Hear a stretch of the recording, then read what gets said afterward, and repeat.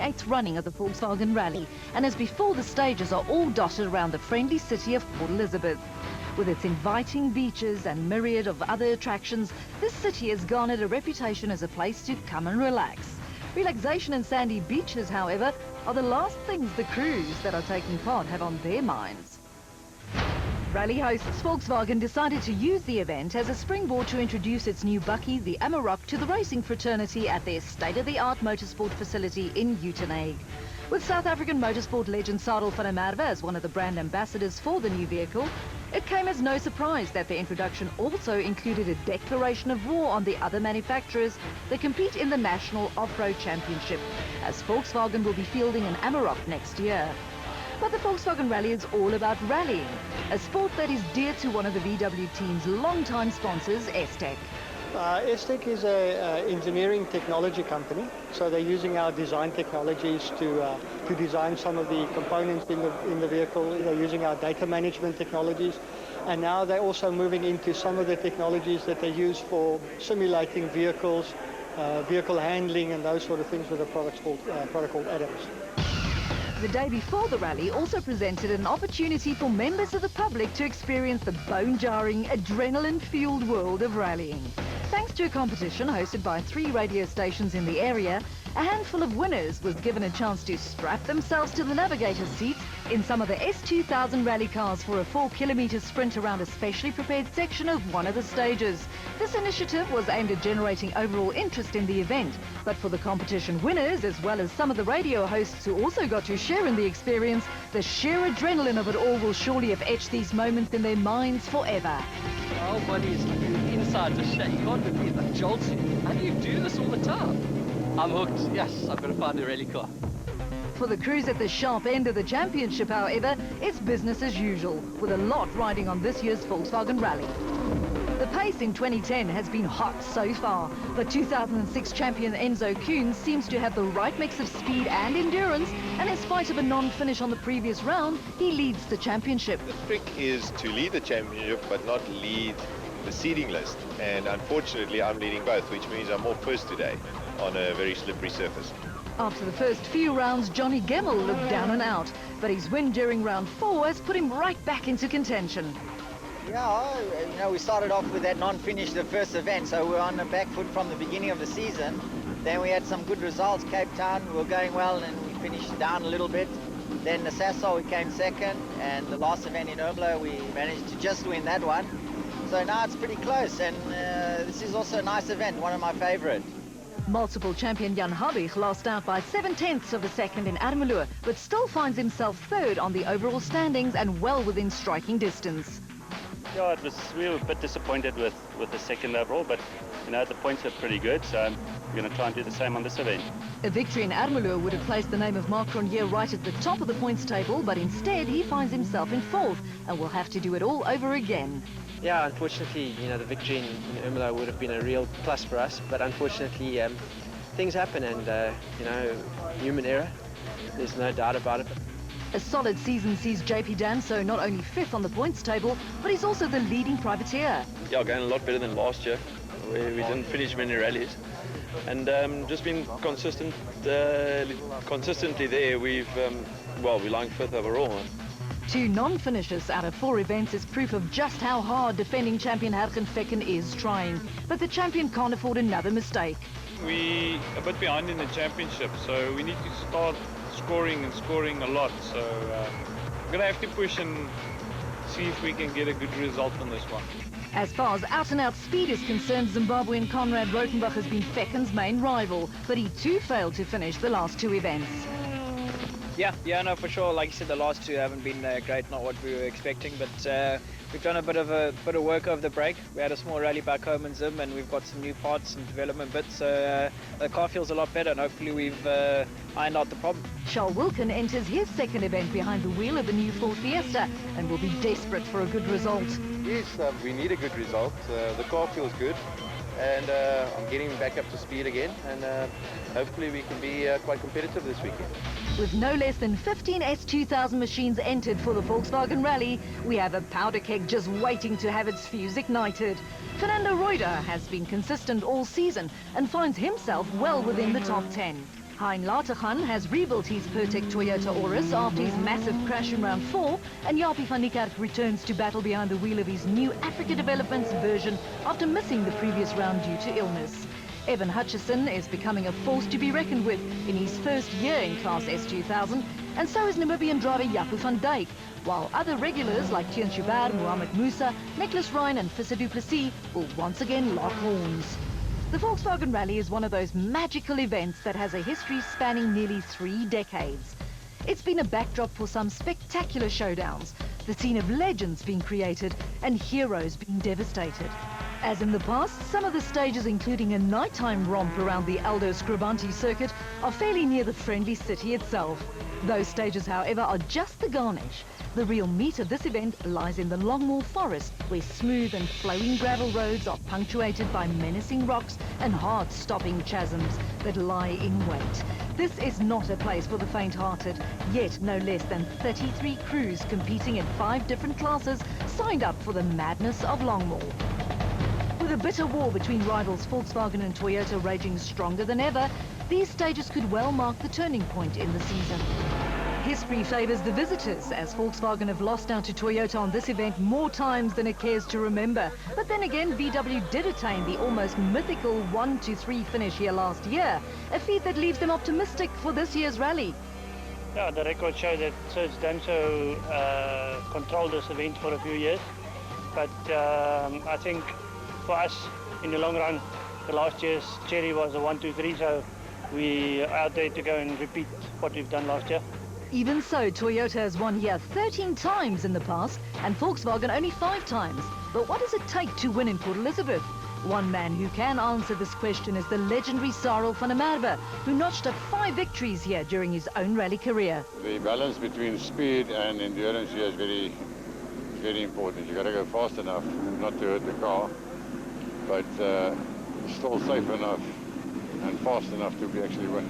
First car under the arch is the works BP Ultimate Volkswagen Polo of Enzo Kuhn and navigator Guy Hodgson, followed closely by his teammate and defending champion Hergen Fekken and Pierre Aris. Next on the road is the first of the 2 Works Castrol Toyota Aurises, this one piloted by Mark Grenier and Robert Paisley. They followed in quick succession by Jan Habig in the 3rd BP Ultimate Volkswagen Polo, Conrad Rotenbach in his privateer Ford Fiesta, and Johnny Gemmell with navigator Drew Sturrock in the 2nd Castrol Toyota Auris. The 28th Volkswagen Rally starts at the home of the sponsor, but the majority of action takes place in the Longmoor Forest. Port Elizabeth's Oval Raceway also hosts 2 stages, while the streets of Uitenhage and the Scribanti racetrack provides the tarmac tests before the rally finishes at Kings Beach, back in the friendly city on Saturday afternoon. There is no time for the drivers to ease into the swing of things, as stage 1 is the famous and infamous 19-kilometre test of Culturama, which twists and winds its way right into the heart of the Longmoor Forest. Stage 2, known as King's View, follows directly after stage 1, with no opportunity to service the cars in between.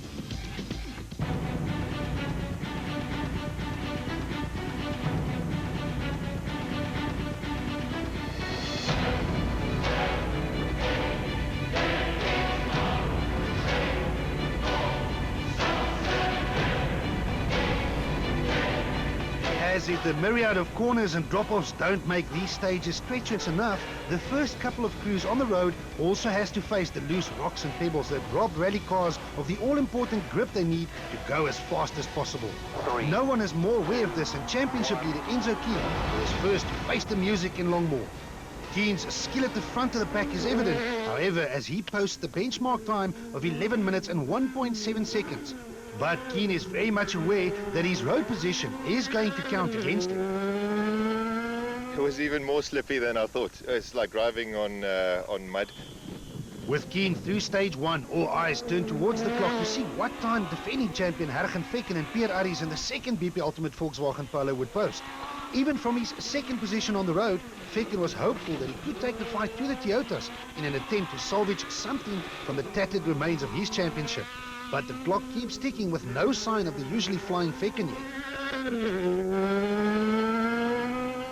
Casual Toyota's Mark Cronier is the next man on the road, and his time of 11 minutes and 3.7 seconds is 23 seconds slower than that of the eventual stage winner, and sees Cronier navigator Robert Paisley in 6th place as the dust settles over stage 1. Not the best start, but he does have news about Fecken. It was quite a fast right-hand corner, sort of right 5, and it was going downhill, and on the inside there were quite a few rocks. I don't know if he hit the rock and then went off, or he sort of tried to avoid it and missed the hairpin in front. He hasn't gone off too badly, he's just sort of overshot, but it looks like he's stuck. Disaster for Volkswagen as their star driver crashes out on the very first stage of Volkswagen's home event. And with his misfortune, all hopes of another 1-2-3 finish evaporate. And up. Oh, I don't believe it. And left 3, keep in. Unbelievable. We had a bit of a rock on the inside. Not really a rock, but it was an uneven piece of road. And the suspension, one of the bolts on the subframe sheared. So unfortunately the wheel went out and we just couldn't finish the stage. Jan Habig and Rolf Pitchford in the last of the 3 Works BP Ultimate Volkswagen Polos is next to emerge at the end of Culturama in a time of 10 minutes and 55.2 seconds, 6 seconds quicker than teammates Keen and Hodgson, and nearly 8 seconds faster than Cronier in the Toyota. But as impressed as the spectators at the end of the stage was with Habig's time, they couldn't help but be wowed by the stage time posted by the next crew through stage 1. Zimbabweans Conrad Rautenbach and Peter Marsh blitzed Culturama in 10 minutes and 40.8 seconds, overshadowing Habig's valiant attempt by a full 15 seconds. Rautenbach's intentions were clear: to blast past the opposition at a pace that simply could not be matched, even by the former national champion in the field. The privately entered Ford Fiesta S2000 car is truly state-of-the-art, and Rautenbach's time through Culturama shows just how devastating this machine can be. Next king right left over brow. 240. Yeah, it's even faster than I thought. It's awesome. Really nice stages. I'm really happy to be here. It's a shame they couldn't do more stages in the forest. That's what railing's about. You're not really going around tracks and that. But anyway, it was really good. I enjoyed it.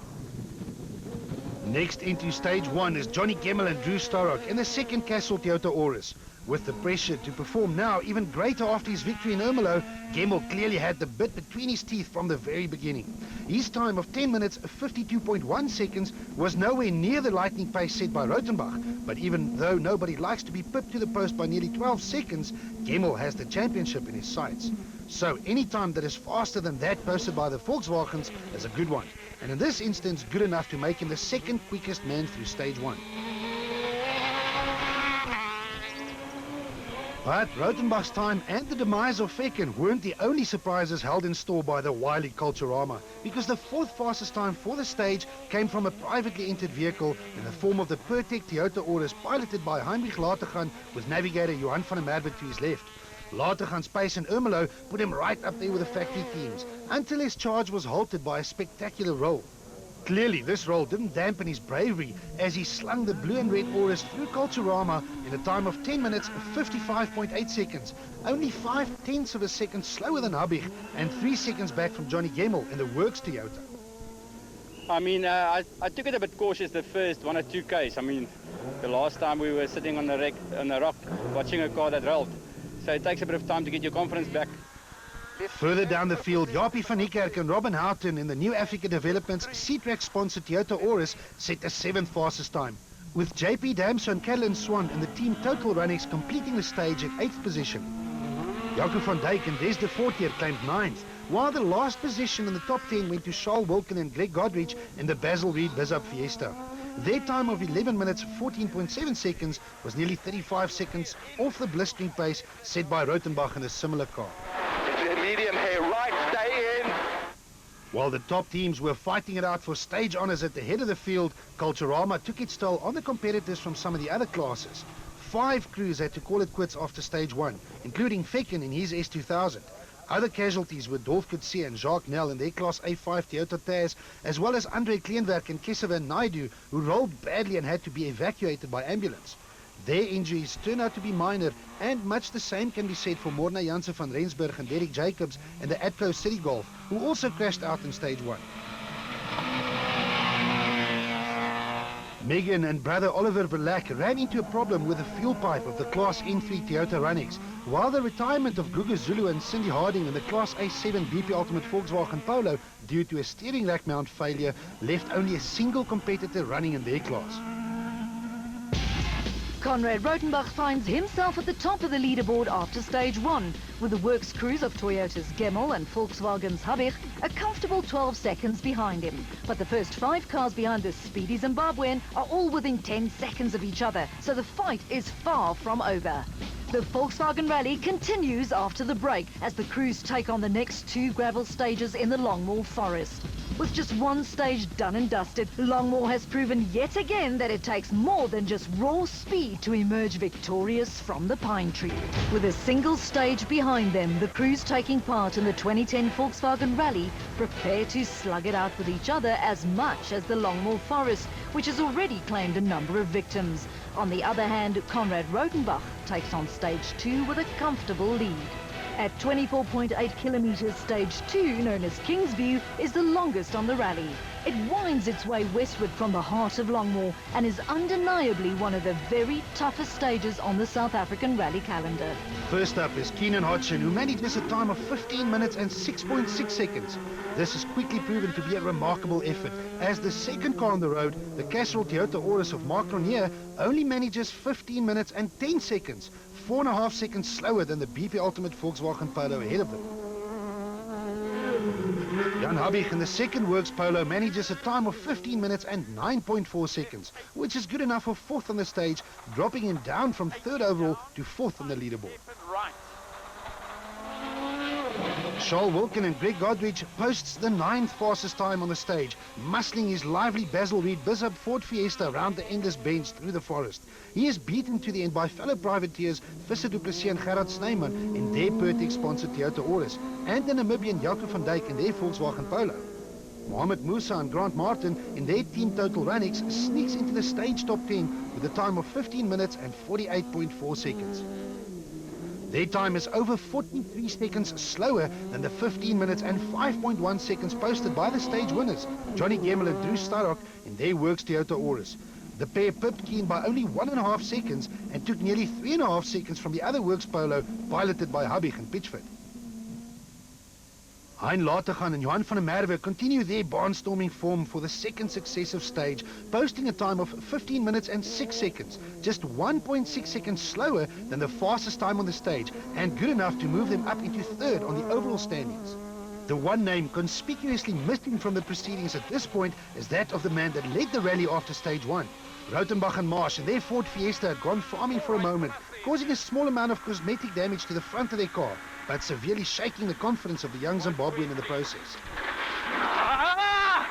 His stage time was 15 minutes and 15.2 seconds, 10 seconds slower than the stage-winning time of Gemmel, but still good enough to retain a slender lead overall. What's the temperature? 120 long, 4 right tightens. I'll do that. 79, perfect. 4 right tightens, 50.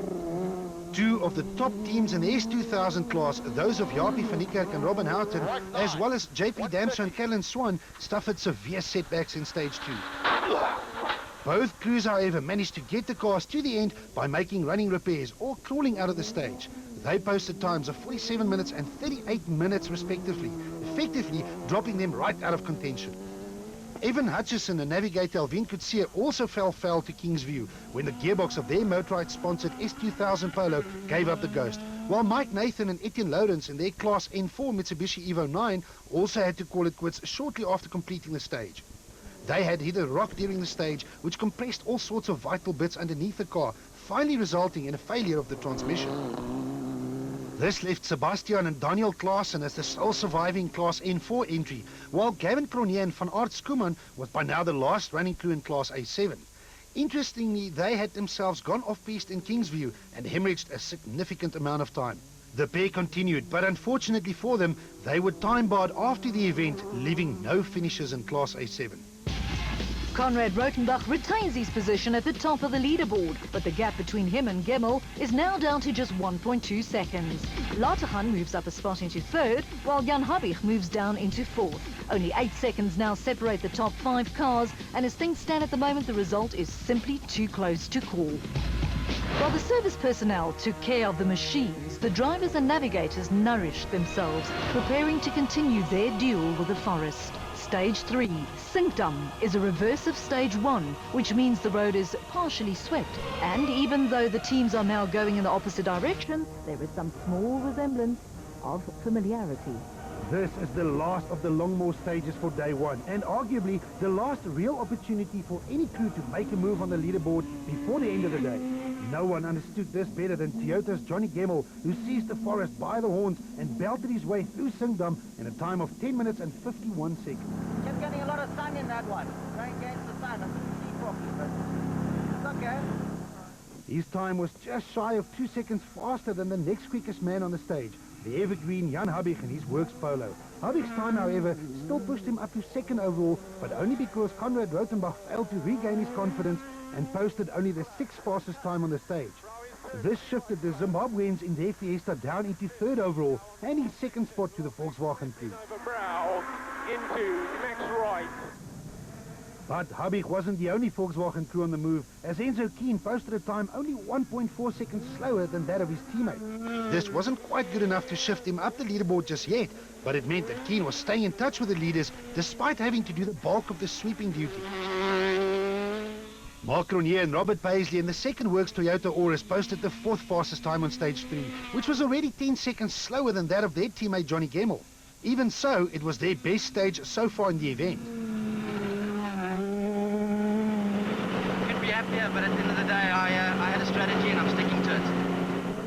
Latergan and Van der Merwe dropped slightly off their earlier pace, setting the 5th fastest time through Sinkdam. This wasn't quite good enough to retain their 3rd place on the overall leaderboard, and they found themselves sliding into 4th.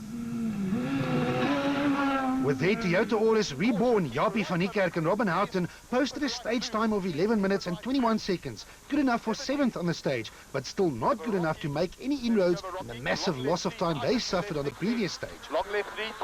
The rest of the top 10 on stage 3 was comprised of Nicholas Ryan and Jeff Tyrer in their privately entered S2000 Volkswagen Polo, Visser Du Plessis and Gerard Snyman in their Pertec Auris, and JP Damson and Callan Swan, who was also enjoying the benefits of resurrection after making it to service in their limping team Total Runnings. Johnny Gemmell's stunning time on stage 3 sees him not only shift to the top spot on the leaderboard, but also doing so with a lead of 13 seconds over Volkswagen rival Jan Habig. Rothenbach slips to 3rd, Latergan gets 4th, and Kuhn and Cronje holds steady. Visser Du Plessis now finds himself as the fastest of the chasing pack, having passed Jaco van Dijk for 7th on the overall leaderboard. After 63 kilometres of frantic racing through the imposing Longmore Forest, the crews move to stage 4 at the Port Elizabeth Oval Circuit. This 10.2 kilometre stage starts on the oval itself and then winds a tight and twisty route past a nearby industrial site and then back towards the oval. This short, sharp style of stage 4 clearly suits the driving style of Enzo Keen in his Works Polo. His time of 7 minutes and 10 seconds is a full 3 seconds clear of the next fastest man on the stage and catapults the blonde Cape Townian to 2nd position overall. Second fastest on the stage is Hein Latergan Johan van der Merwe, who continue to steal thunder from the Works teams. This time they beat all but one other crew at the PE Oval, clearly signalling their intent to challenge for overall rally victory soon. As a matter of fact, their performance at the Oval moves them back into 3rd place overall, just 12 seconds behind Johnny Gemmell and only 1.4 seconds behind 2nd placed Enzo Keen. I was very nervous this morning after the roll. So, I mean, we took it easy and we're starting to attack a little bit more, but I must just keep it on the road this time. Gemmell's time of 7 minutes and 17.7 seconds might be good enough for 4th on the stage, but it shrinks his lead down to just 9 seconds over Keen. And the Gauteng-based driver is starting to feel Enzo breathing down his tailpipes. So far, Conrad Rothenbach has failed to regain the form he showed in stage 1, and on stage 4, he loses more time to the Works teams. The Ford manages the 5th fastest time, 8 seconds slower over the 10-kilometre stage than the time posted by Keen. Charles Wilkin and Greg Godrich show what they're capable of in the Basil Reed Bizub Ford Fiesta by finishing just a single second behind Rothenbach, their best effort so far in the rally. This moves them up 1 position into 8th overall. It's just, I pushed a little bit harder and, Culturama is all about confidence and if you don't have that, you're not going to be fast. Jan Habig's time of 7 minutes 20 seconds, 10 seconds slower than the benchmark time for this stage, sees him slip down 3 places on the leaderboard, relinquishing his second spot to Enzo Keen and letting Latergan and Rautenbach by in the process. JP Damso and Nicholas Ryan and Fernando Rueda round out the top 10 on stage 4. The latter, driving his team Total Runex, had endured a puncture in stage 1, hit a rock in stage 2, and finally pulled it all together for reasonable time in stage 4. Gemmell retains his perch on top of the overall standings, with Kuhn now leading the chasing pack.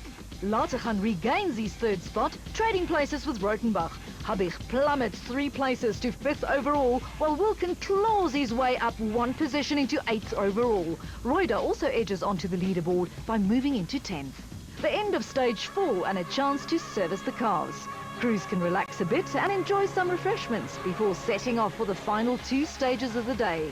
Both these stages will run on tarmac surfaces, but a recent change in rally regulations dictate that all tar stages are to be run on normal rally tyres. What's more, the organisers decided not to allow the crews to change tyres at all after the last dirt stage, which meant that the drivers would not only face the tar on deeply grooved rally tyres, but also tyres that had already endured 2 grueling gravel stages. But the rules are the same for everyone, and with all things being equal, some drivers have lots of reason to smile. One of them is undeniably Volkswagen's Enzo Kuhn, who's been performing sweeping duties up to this point. The lack of grip was sure to cost him some time, but with only tar stages remaining for the day and a better road position looming tomorrow, Kuhn was in high spirits. We're happy to be here. It's been hard work in the front, and we've had a couple of near misses. The braking has been really difficult, you know. His teammate Jan Habig, however, had slipped considerably towards the end of the day.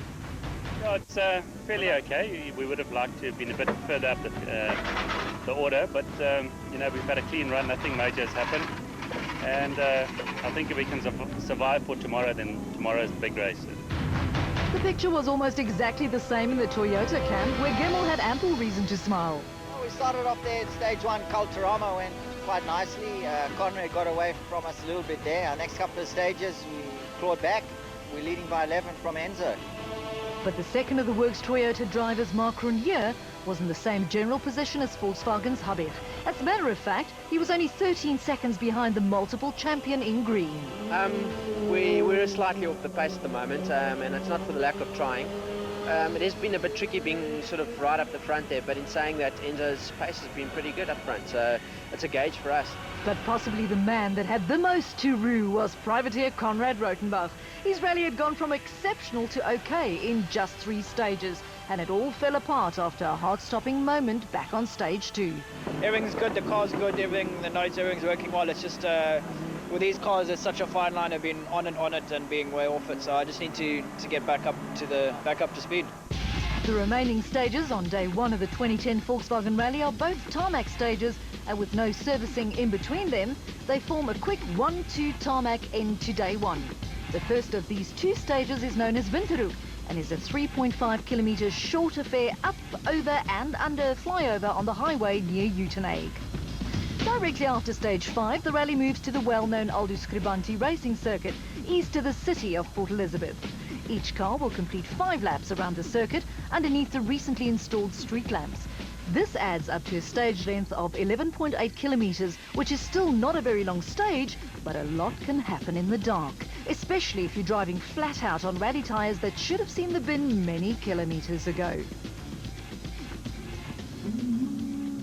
Racing on tarmac usually nets close results, and the same is true even in rally cars, racing on well-worn rally tyres. At the very short point and squirt stage of Winterhoek, the top 10 cars finished within 6 seconds of one another, with the time between the fastest S2000 car and the slowest one differing by only 12 seconds. Most of the front runners held their positions, with only 2 notable exceptions. The first was Jan Habig, who posted the second fastest time on the stage. This allowed him to pass Konrad Rautenbach for 4th overall, adding insult to injury for the young privateer. The second exception was Charles Wilken in his Basil Reed Bizarre Fiesta. The former national track champion showed that old habits die hard by charging through the short stage a full second faster than anyone else. This meant he gained enough time over the Perty car of Visser du Plessis and Gerard Snyman to pass them for 7th place overall. 200, keep right.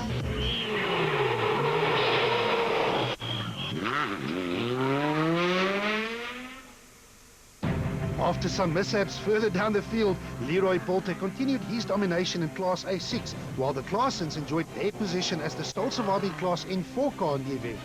Abdul Rahman Amla and Yusuf Hanif and their Toyota Rallix RSI was still leading Class N3, but the young Stefanie Hugo with Dad Willem next to her was lurking in the wings.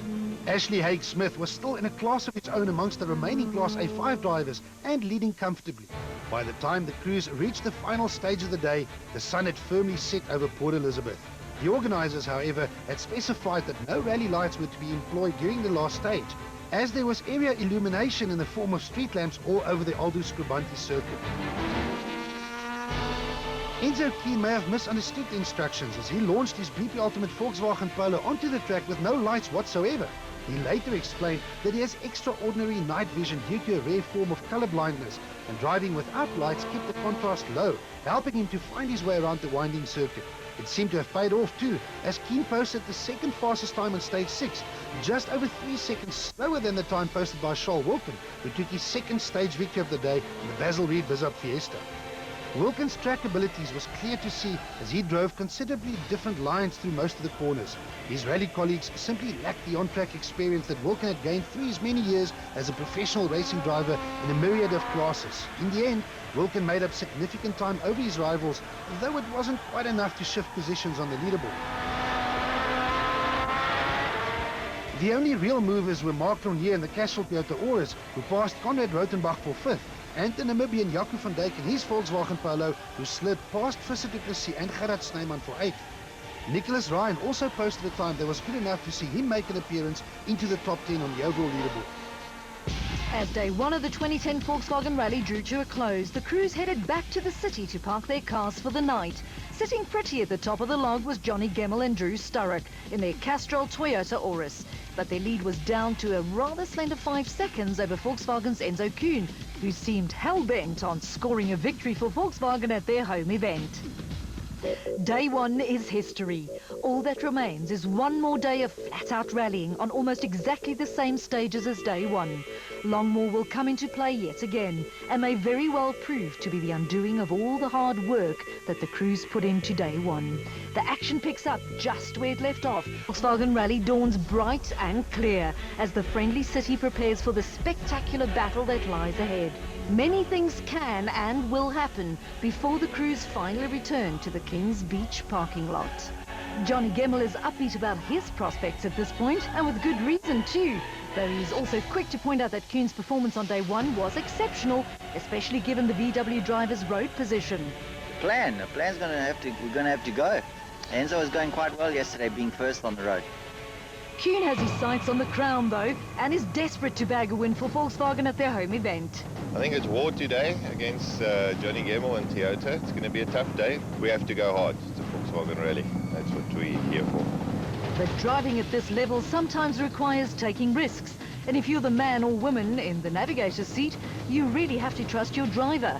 Most of the time, this trust is just part of the job. But according to Enzo, navigator Guy Hodgson had a couple of rather tense moments on day one, where he may even have let out a bit of a whimper. Oh, rubbish.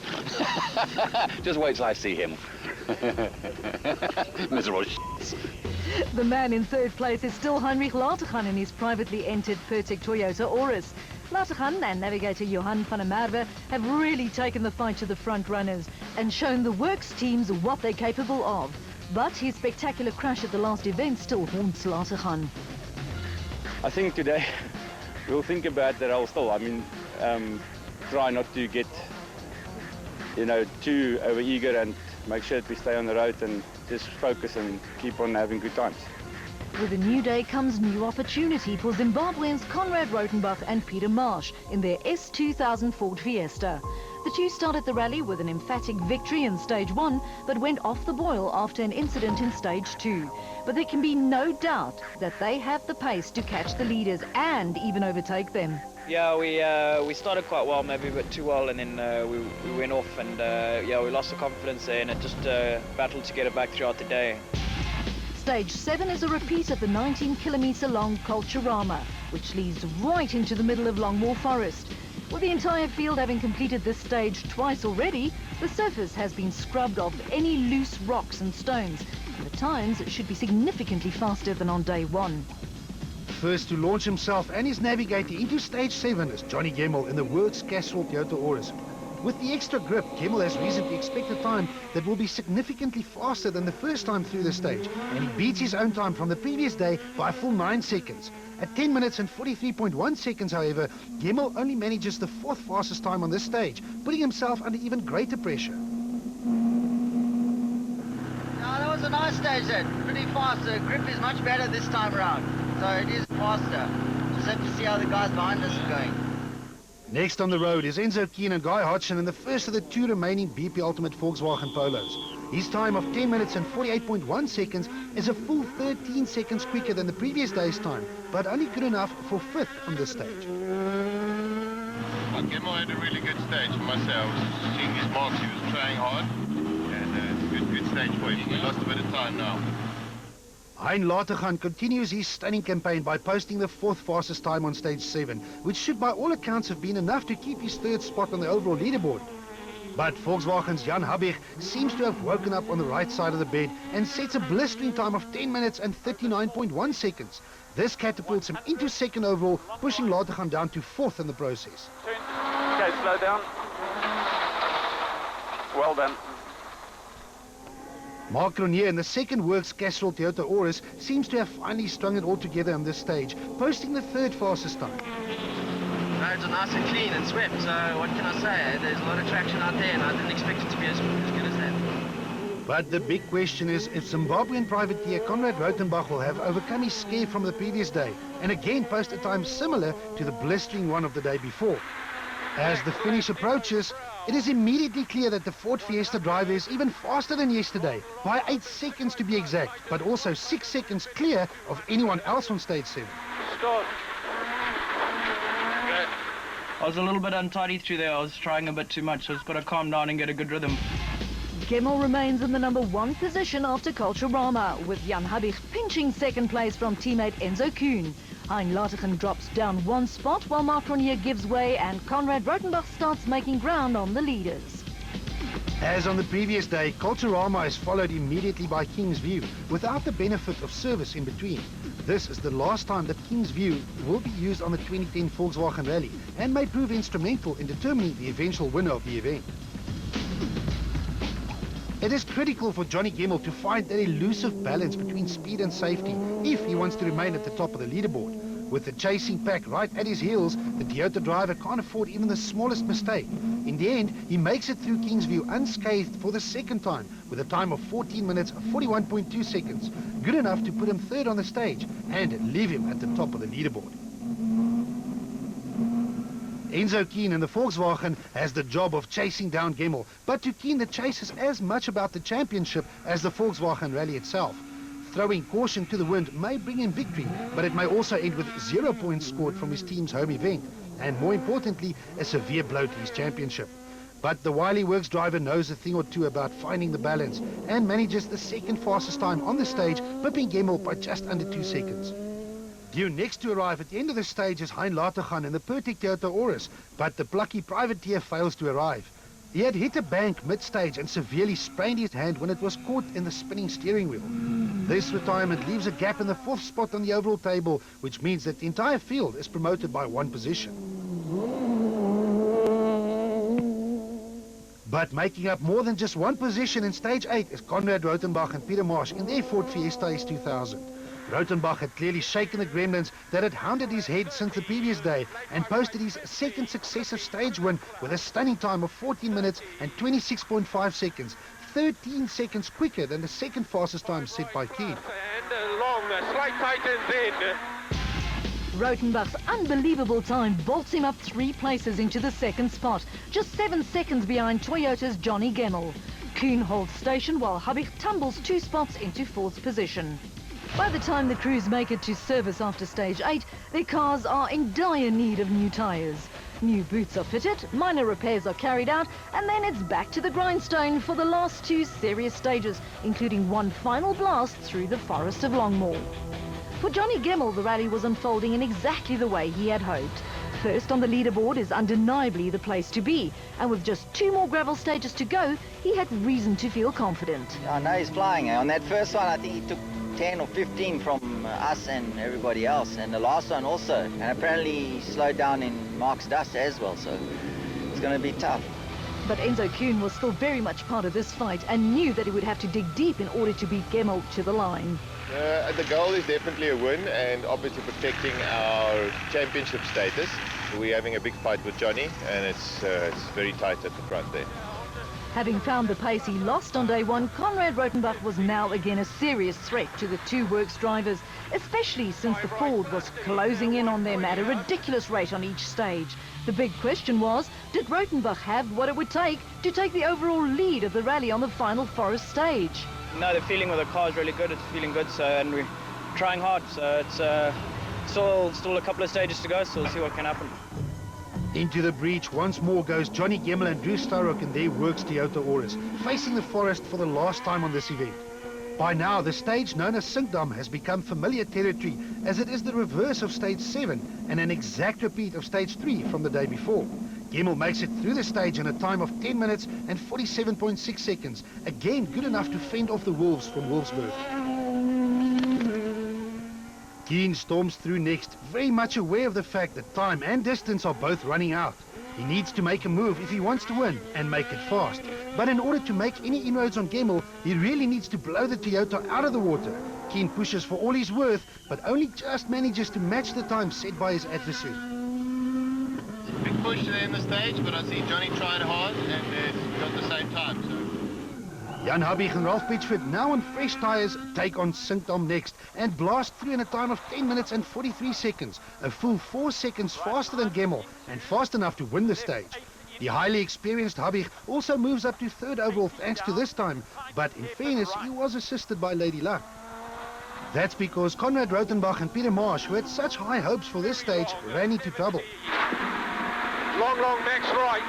We've got a puncture again. They hit a rock and suffered a puncture which not only cost them at least 20 seconds, but effectively dashed all their hopes of making it to the top step of the podium. 11, 8 Ks. Their bad luck dropped them down 2 places on the leaderboard and added insult to injury by forcing them to fit the spare before heading off to the P Oval for the final gravel stage. Gemmel remains the king of the hill, with Enzo Kuhn taking aim at the top spot thanks to some good stage times. Habig moves into third while Rotenbach tumbles to fourth. Further down the field, Mark Rondier in the second Castrol Toyota Auris overtakes Nicholas Ryan's Volkswagen Polo for 8th place overall. Stage 10 is the last full-size stage of the 2010 Volkswagen Rally, with just the 1.3 kilometre tarmac sprint in PE to follow. This final gravel stage is an exact repeat of stage 4 from day 1 and offers the very last real opportunity to make up time. But 10.2 kilometres isn't very much when you have to make up 8 seconds on a competitor like Johnny Gemmel. And this is exactly what Enzo Kuhn and Guy Hodgson needs to do if they want to stand any chance of beating Gemmel in the final stage. The Toyota is first into the stage, however, and Gemmel has a clean run. His time of 7 minutes and 12.4 seconds is 5 seconds faster than the time he posted here yesterday. But is it fast enough to hold off Kuhn? Yesterday we got caught out with the sunlight right in my eyes. I couldn't see properly and a bit of our own dust. But now it was all right. Now with everything to play for, Kuhn can't afford to hold back as he launches his Volkswagen Polo into and around the winding stage. Yesterday, the drivers had to contend with a setting sun, but today the weather and the light is perfect, and Kuhn sets a time of 7 minutes and 8.4 seconds, 2 seconds faster than his first attempt on day 1, leaving him just 5 and a bit seconds short of Gemmel's time on the overall standings. I was pushing now. I tried my best. Jan Habig in the second BP Ultimate Volkswagen Polo comes through next and manages the 5th fastest time on the stage, enough to be respectable, but not quite enough to give him a shot at the win. He is now nearly 14 seconds behind Gemmel and 9 back from teammate Kuhn. With just a short tarmac stage to come, he'll have to settle for third, if everything keeps going right from here. As on the previous day, Charles Wilkin muscles his Basil Reed Bizhub-sponsored Fiesta through stage 10 in an amazing time of 7 minutes and 4.5 seconds, his best effort on gravel all weekend. It is fast, yes, but not quite as fast as the 7 minutes and 3.3 seconds posted by Conrad Rotenbach in the similar machine. This is more than a full second quicker than Wilkin's time and 5 faster than the time posted by Enzo Kuhn, but still not enough to shift Rotenbach up on the overall standings. Stage 10 saw every single competitor in the top 10 simply hold station, though Kuhn moved to within 5 seconds of the lead. With just the 1.2-kilometre tarmac showstopper at Kings Beach in PE to come, one has to wonder if his monumental effort on Stage 10 wasn't just a bit too little and a bit too late.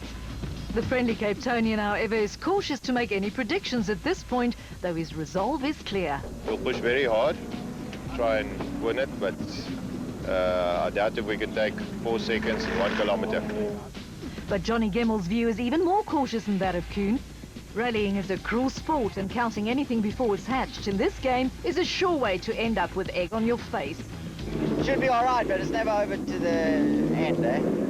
At Kings Beach, the arena is set. Rally fans line the last stage as the teams prepare for the final dash to the end. Traditionally, these stages are crowd pleasers, designed to bring rallying to the people, and seldom have any real influence on the outcome of an event.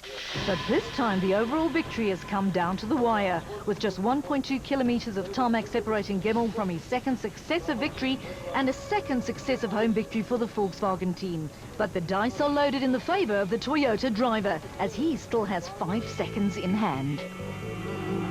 Further down the field, however, the different classes are embroiled in battles of their own, though most of the scores are settled even before the start of the final stage.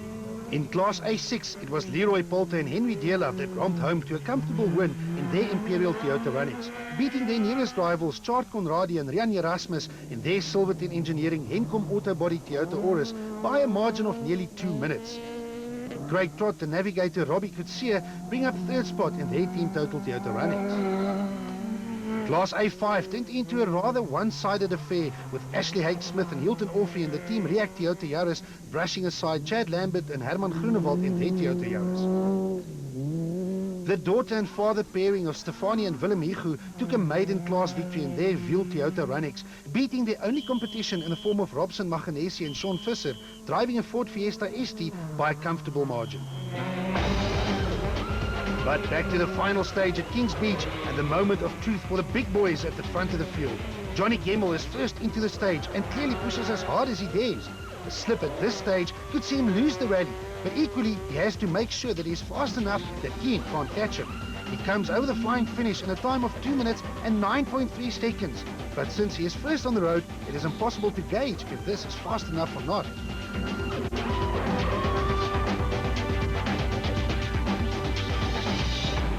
As it turns out, Gemmel's time is not particularly good, and he ends up being only the 6th fastest man on the final stage. He is soundly beaten by Tiens Hubert and Carl Peskin in the Salon Group Volkswagen Polo, Jan Habig and Ralph Pitchford, Nicholas Ryan and Jeff Tyler in their Volkswagen Polo, and Charles Walker and Greg Godrich in the Basil Reed Bizup Fiesta. But the fastest man through Kings Beach is the man that needed more than anyone to be fast on this final stage. Enzo Keane romped into the short circuit and drove the wheels off his works Volkswagen Polo, going all in on this last roll of the dice. He managed to keep it clean and hooked up the corners better than anyone else. Where others aimed to please the crowd, Keane aimed simply at taking the 5 seconds he needed for victory from Gemmel. He clearly put everything he had on the line, but in the end, his valiant attempt left him just out of reach of Gemmel, with just 1.5 seconds separating them at the end. A second victory on the trot for Gemmel, again by an extremely narrow margin. Kuhn and Habig take second and third respectively, handing Volkswagen everything they had dreamed of, except the most important spot of all. Conrad Rotenbach had to settle for fourth and is left pondering what could have been were it not for a small off in stage 2 and a puncture that cost him too much time. Charles Wilkin will be pleased to bring his Ford home in 5th overall, while Visser du Plessis finds himself right behind the usual front runners.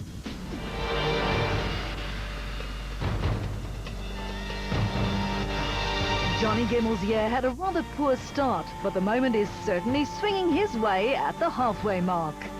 Yeah, that was the plan from this morning, to try and stay ahead, and managed to do it. Although it was only 1.8, but still, great. Enzo Kuhn will lie awake at night wondering if there really wasn't another 1.5 seconds to be had somewhere along the way. But still, second place keeps him very much at the sharp end of the championship fight. I think I'm satisfied. We drove very hard today and we made no mistakes and we had no flat tires. The car ran faultlessly and Volkswagen gave me a very good car, probably the best car they've given me this year. Jan Habik keeps on clocking up the points, and a third place in Port Elizabeth keeps his hopes alive. Yeah, it's fairly okay. We're a little bit disappointed, but we had two stages where things didn't go that well, and we lost a couple of seconds in each. And but I suppose third is a good haul of points, and we'll keep working at it. For Toyota, the season has gone from bad to reasonable to excellent as the years progressed. Initially, it looked as if Volkswagen would simply steamroller their way to the championship, but now it seems as if the tide may be turning. Well, that is a little sweeter, yeah. Nice bonus for us. Johnny and the team did a great job today, and sharing the lead in the championship is just where we want it. It's time for all the championship contenders to make a move. And what a rally to try and do it in. Round 6 of the 2010 Sasol South African Rally Championship is probably the most feared event of all, as it is contested on the public gravel roads around the town of Berkeley East in the northern parts of the Eastern Cape. Berkeley East is situated at nearly 2,000 meters above sea level in the southern Drakensberg Mountains, and the route traverses high-speed, sweeping gravel mountain passes with fearsome drops and stunning scenery. But SA's finest rally drivers will have no time to admire the views. This is the fearsome Osram Rally. The Osram Rally was formerly known as the Mountain Trial, and with good reason. While the event is based at the Berkeley East Country Club, crews will have to tackle a series of mountain passes spread out across a wide area that stretches from Lady Grey in the west to Rhodes in the east. What makes the Osram even more unique is the fact that unlike any other event, this one takes place in one single day, making it a mad dash to the line. Earlier in the season, Toyota's Johnny Gemmell looked down and out, but the East Rand businessman fought his way to the top of the standings, courtesy of 2 successive wins. Yeah, we're right back in with a chance now with those 2 wins, eh? So we're tied with Enzo, and 3 events to go, and this one's a nice one, so we'll try and give it a go in this one. Enzo Kuhn occupied the top position on the standings board for most of the season, and although he still shares that position, the momentum has maybe shifted Gemmell's way. I wouldn't say yet, just yet. We'll see after this event.